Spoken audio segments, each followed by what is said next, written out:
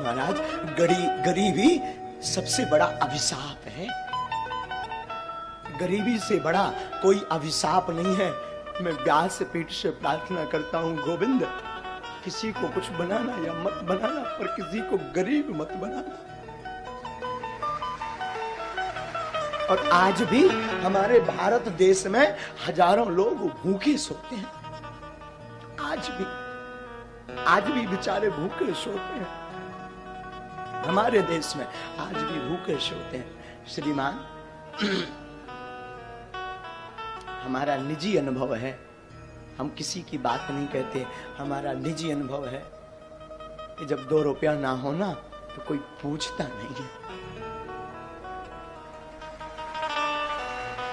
और कोई उधार नहीं देता।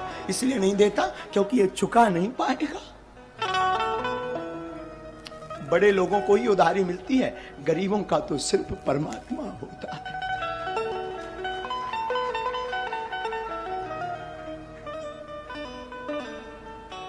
आचार्य महोदय, जब हम अपने गांव में रहा करते थे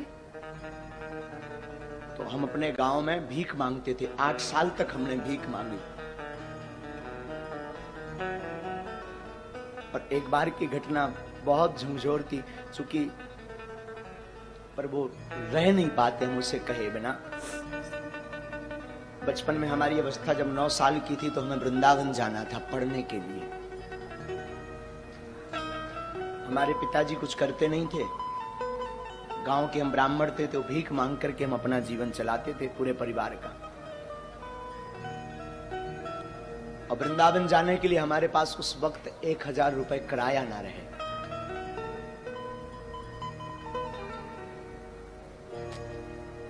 सच कहूं, लोग उस वक्त निमंत्रण कार्ड भी नहीं देते थे, क्योंकि ये आएगा तो फटे कपड़े पहनकर आएगा तो हमारी शोभा खराब हो जाएगी।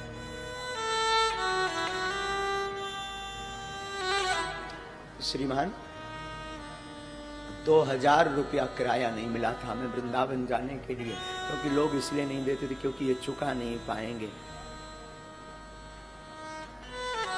हमारी माँ ने हमेशा इस दास को जीना सिखाया। माँ और हमारे गुरुदेव कहा करते थे, बेटा जगत साथ दे या ना दे, पर गोविंद के सहारे तुम डटे रहना, गोविंद सहारा जरूर देंगे। और आज हनुमान जी ने ऐसा हाथ पकड़ा, आज हनुमान जी ने ऐसा हाथ पकड़ा कि जो लोग कल किराया नहीं देते थे वही लोग आज टोकन लेने की लाइन में खड़े 6-6 महीना। और बड़ी बात, जिस वृंदावन में हमें कथा सीखने जाना था उसी वृंदावन में हनुमान जी ने बास दे दिया, आश्रम बनवाना शुरू कर दिया। मैं व्यासपीठ से प्रार्थना करूं, तुम बड़े आदमी के घर पर जा पाना या मत जा पाना, पर जिसका कोई ना हो, अगर उसके घर पर दिवाली हो, महोत्सव हो, शादी हो, दुख हो, तो मेरी प्रार्थना है उसके घर तुम जरूर जाना। और आसपास उनकी सहायता जरूर करना जिनका कोई ना हो, क्योंकि बड़े आदमियों के तो हजारों रिश्ते होते हैं, 50 लोग सिंपैथी दिखाते हैं, भावनाएं अपनी प्रस्तुत करते हैं, पर गरीब के सामने ना कोई भावनाएं प्रस्तुत करता है ना भाव दिखाता है। गरीब के सामने तो सिर्फ गोविंद रहता है। पर तुम गोविंद बनने का नहीं सही, पर गोविंद का दास बनने का प्रयास करना, क्योंकि गरीबी बड़ी विचित्र होती। साधु जिसने देखी वही जानता है। जब तक फटे न पाऊं बीमारी का जाने, पीर पर आए। वो अंधेरी रातें, वो अकेलापन, वो लोगों की अवहेलनाएं, बड़े लोगों का लड़का अनार कर दे तो वो बड़े हैं, छोटों का कर दे तो अपराध है, छोटों का करे तो अपराध है।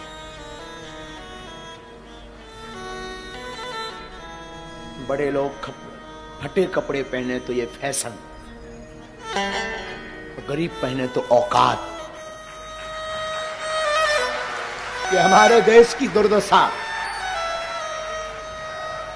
बड़ा आदमी जमीन पर बैठे, बड़ा आदमी जमीन पर बैठे तो बड़े हृदय दिल का, और गरीब बैठे तो ये उसकी औकात। द्विपक्षीय हमारा देश है, द्विपक्षीय, तो द्विपक्षीय हमारा देश है। इसलिए बागेश्वर धाम की व्यासपीठ को हमने इसीलिए सिर्फ और सिर्फ उनके लिए खोल रखा जिसका कोई नहीं है। हम हमेशा बोलते हैं हमारे तन में जब तक प्राण रहेंगे, हमारे तन में, तब तक भागवत से या धाम बागेश्वर धाम पर दरबार जो लगता है उससे जो भी चढ़ोतरी आती है, हम कहते आपकी बेटियां आपको बोझ नहीं बनेगी, बेझिझक हमारे धाम आ जाना, पूरे विवाह का खर्चा बागेश्वर धाम लेगा। तो कोई सहारा दे या ना दे, तुम आ जाना बेझिझक। तुम्हारे हनुमान जी बाप का घर है बागेश्वर धाम, बेझिझक आना। हमारी लोगों को भले ही बुरा लगता हमारा स्वभाव, कई लोगों को, इसलिए चाहे बड़ा आवे चाहे छोटा, लोगों को लगता हो, भगवान जाने, कई लोग बुरा भी मानते, चाहे बड़ा आवे चाहे छोटा, हमारी नजर में सब हनुमान जी के भगत हैं।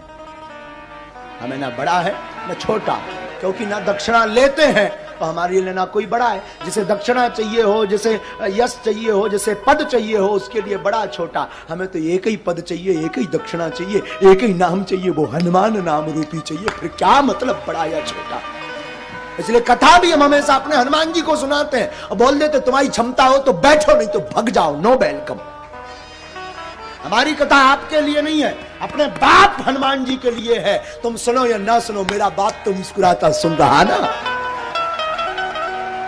तो बैठकर सुनता है और मुस्कुराता भी अद्भुत साफ।